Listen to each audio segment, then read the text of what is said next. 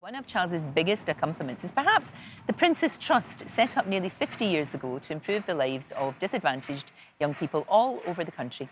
Well, Dame Arlene Phillips and comedian Jon Culshaw are among those who have worked alongside the King for this charity, and they join me now. It's lovely to see you. Great to see you. And it is a charity, Jon, that changes lives. It does. I mean, it might be done very quietly, but very effectively. Yes, exactly. It really, really does. The young people who are supported by the Trust, very often, they don't think they're capable of achieving anything. They've given up in many ways, but just with the right sort of influence, with the right kind of support over the long term, not just a quick boost like that, Sure. it changes their inner belief, and they go on to become great entrepreneurs, and musicians, then they, exactly. Everything. I mean, we met at Prince's Trust events. So yeah, we were together at some of them, both absolutely committed, you know, to help fundraising. Yes, exactly. Because it does change lives. It absolutely does. Completely. And you mentioned there about the fact that he's a keen supporter of the arts. You know, obviously things like ballet, opera, all of that, but all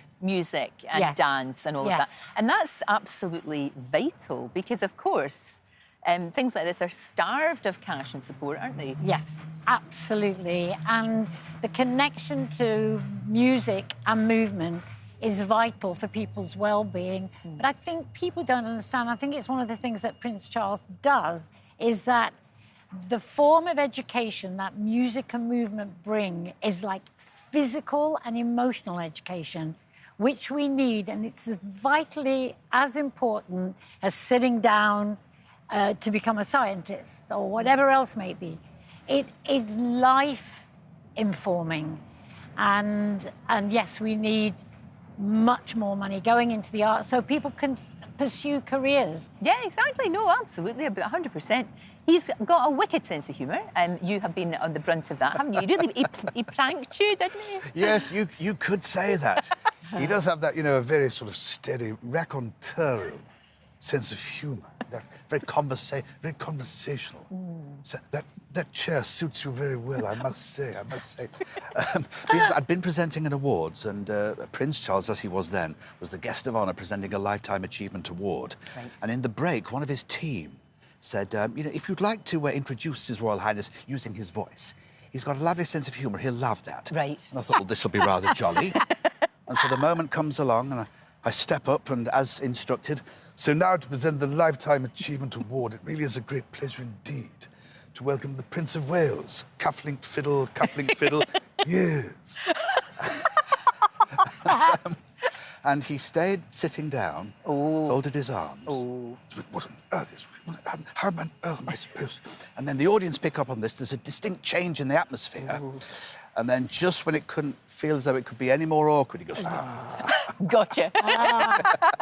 Gotcha. I love that. Has Camilla ever asked you to do them? I mean, because that would be funny. Indeed, at some of the Prince's Trust shows, and you know those wonderful lineups that you feel very lucky to be part of. Yes. I remember, you know, you can see a few folks down, they're sort of walking towards you. And, you know, Camilla was walking along and Charles just a few steps away. And she says, oh, do him.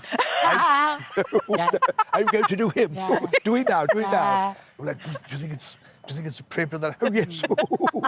That's brilliant. It really is. It's funny. And it's good because they are human beings at the end of the day. Sometimes you think, like, you know, they're not cartoons. Yes. You know, they are, and they're funny. They have got a really good sense of humour. He saw... Now, for those of you who don't remember Hot Gossip, they were hot.